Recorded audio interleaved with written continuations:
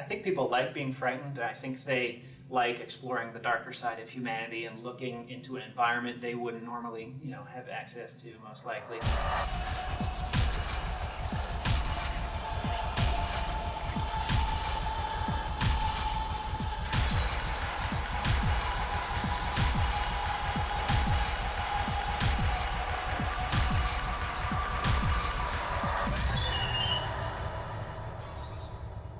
I think early on, the team would talk about what we found compelling in the horror genre, and far and away, The Shining was the movie that stood out for everyone as something that was uniquely horrific, yet not cheesy or ridiculous at the same time. It's a serious piece that is also intensely frightening. So we really wanted to create that same feeling of you're walking through an environment and then you're seeing visions of things that are, you don't maybe understand right away, but over the course of the whole game, come to create a sort of a full picture of, one man's tortured soul and the horrible historic events that have taken place on this island. The island has had a colorful history, where there was a rock quarry that was used to build the prison. There was a beach where a ship wrecked. There's an old abandoned asylum, which is a Victorian home from the late 19th century. And that served two important functions, which was to keep the game environment varied over the course of the game and to allow us to sort of bring out history through recreating different architectural styles, or obviously a rock quarry is going to look very different than a beach and so forth. The way we portrayed the history of the island was to give the player opportunities to find bits of the history as they progress through the game. And in doing so, they uncover sort of a more macro vision of the island's nature.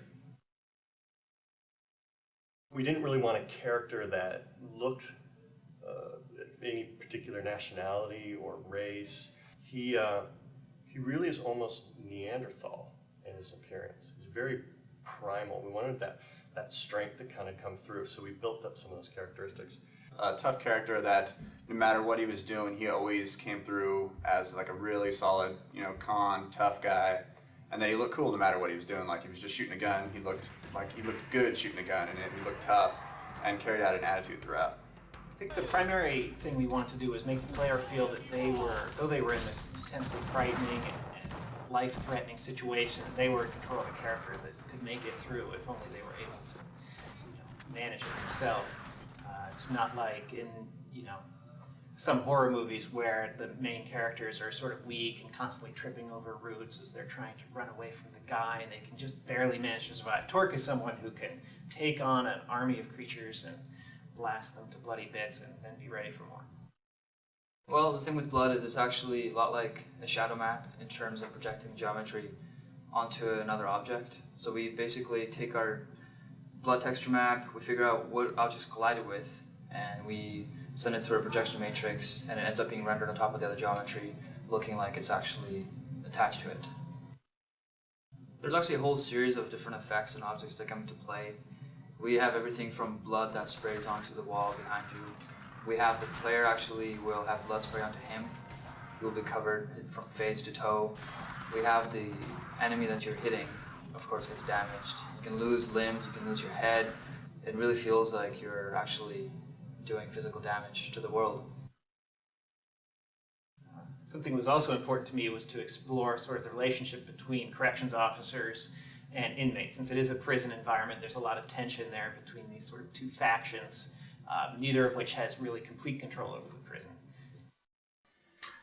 Oh, he won't say. Claims he blacked the whole thing out. I like his story. The needle's too good for him.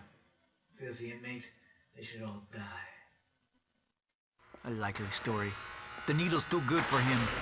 Filthy inmate, they should all die. Since we were going for sort of a continuous immersive experience, we didn't have the benefit of mission screens or voiceover narration or something helping the player along. So it was a real challenge to sort of get the characters to both talk in a way that's realistic and also in a way that'll convey the story to the player. Welcome to Carnage, inmates. Enjoy your stay. Once the cataclysm happens and the creatures are everywhere, the corrections officers are really on the same side you are.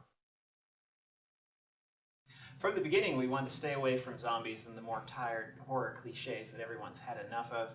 and wanted to move on to something that was more disturbing and more unique to this experience. I think it was also early on we decided we wanted to have a theme for all the creatures so that they weren't just, this random Cthulhu monster or, this random apparition. Instead, they're each themed after different execution methods, which ties into the history of Carnate and all the various forms of humans killing humans that have gone on there. Creatures, we wanted to make them as creepy as possible, make them feel very intimidating and deadly. We had a lot of inspiration for a lot of the creatures from movies like House on Haunted Hill and old Geiger stuff. It really actually fell on probably one of the sickest character designers I've ever met, Ben. So he really tore it up and really was the inspiration for every one of these character designs. They really started to come home and really started to really have some depth to them once the sound got in. I have to say the sound is probably one of the most amazing pieces of work that's been put into this game. It's incredible. I worked with the composer to come up with sort of a hybrid idea there where we would extract the elements for the music from the sound design.